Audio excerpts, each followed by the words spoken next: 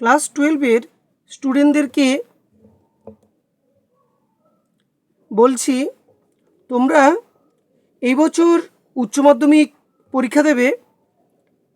তোমাদের প্রত্যেকের মনের মধ্যে একটা প্রশ্ন আছে যে কোনগুলো ইম্পর্ট্যান্ট, কোনগুলো পড়ব। অনেক স্টুডেন্ট আছে যারা সব পড়ে যায়, অনেক স্টুডেন্ট আছে যে তারা বুঝতে পারে না কোনটা কোনটা করলে প্রশ্ন আসতে পারে পরীক্ষায়, মানে কম পড়ে বেশি নাম্বার। তাই জন্য আমি তোমাদের কাছে প্রথম নিয়ে এসেছি। তোমাদের প্রথমে বলছি কবিতা তোমরা কটা পড়বে এবং কি কি পড়বে।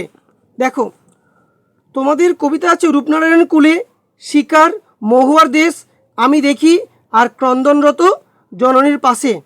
তোমাদের এই 5টা কবিতা আছে। এই 5টার মধ্যে কিন্তু তোমরা অবশ্যই 3টে করবে। 3টে করলে তোমরা অবশ্যই কমন পেয়ে যাবে। তাহলে কোনটা কোনটা তোমরা করবে না দেখো। মহুয়ার দেশ তোমরা করবে না, মহুয়ার দেশ তোমরা করবে না। আর আমি দেখি এগুলো তোমরা করবে না। তাহলে তোমরা যদি আর বাদবাকি 3টে যদি করে যদি যাও তাহলে তোমরা অবশ্যই কমন পেয়ে যাবে। এই 3টে করলে তোমরা অবশ্যই কমন পেয়ে যাবে। তো 3টে থেকে 2টো লিখতে হবে। দেখো, তোমাদের কাছে নিয়ে এসেছি আমি রূপনারায়ণ কুলে কবিতা থেকে মোট 8টা প্রশ্ন। এর মধ্যে এই প্রশ্নগুলো কিন্তু আসতে পারে, তোমরা করতে পারো। কি কি প্রশ্ন আসতে পারে দেখো।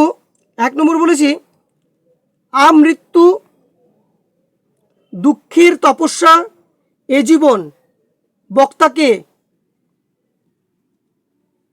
আমৃত্যু দুঃখের তপস্যা বলতে কি বোঝানো হয়েছে? 1 নম্বর থাকে ওটা। 2 নম্বর থাকে দেখো, চিনিলাম আপনারে বক্তাকে, তিনি কিভাবে নিজেকে চিনলেন। এবারে 3 নম্বর থাকে দেখো, 3 নম্বর থাকে বলেছে, চিনিলাম আপনারে আঘাতে আঘাতে, বেদনায় বেদনায়। বক্তার জীবনের এই আঘাত ও বেদনার পরিচয় দাও। এই সমস্ত প্রশ্নগুলি উত্তর যদি তোমরা যদি জানতে চাও তাহলে আমি অবশ্যই এ সম্পর্কে প্রত্যেকটা প্রশ্নের উত্তর সহ তোমাদের কাছে আমি নিয়ে আসতে পারবো, যদি তোমরা যদি চাও তাহলে। আর যদি না যদি চাও তাহলে কোনো অসুবিধা নেই। যাদের কাছে নেই, যারা বলছো যে আমরা কোথাও খুঁজে পাবো না, তাহলে আমি তোমাদের সামনে নিয়ে আসতে পারবো। কিন্তু সে সম্পর্কে তোমরা অবশ্যই কমেন্টে আমাকে লিখে জানাবে যে তোমাদের দরকার আছে কি না, তাহলে আমি তোমাদের কাছে নিয়ে আসবো।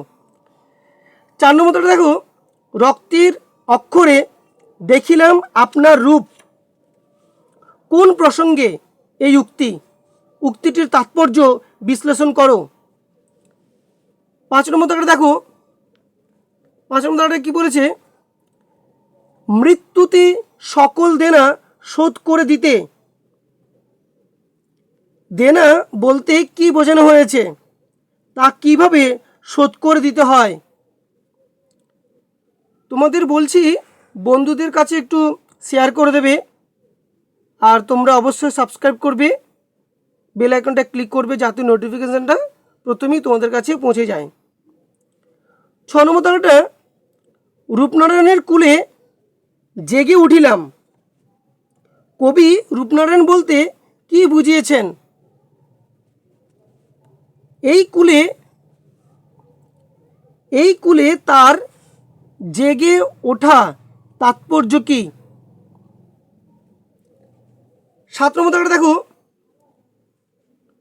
সত্য যে কঠিন, কবি এই উপলব্ধিতে কিভাবে উপনীত হয়েছেন, তার রূপনারায়ণের কুলে কবিতা অবলম্বনে আলোচনা করো। 8 নম্বরটা দেখো, সে কখনো করে না বঞ্চনা, সে বলতে কাকে বোঝানো হয়েছে?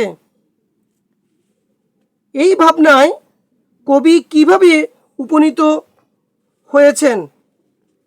তাহলে এই 8টি প্রশ্ন যদি তোমরা করে যাও, অবশ্যই তোমরা কমন পাবে, এটা আমার 100% গ্যারান্টি। সুতরাং তোমরা অবশ্যই এই প্রশ্নগুলোর উত্তরগুলো করে নেবে। আর তোমাদের কারো কাছে যদি না যেয়ে থাকে উত্তরগুলো, বা কেউ যদি না যদি পারো, তাহলে আমাকে কমেন্টে অবশ্যই জানাবে।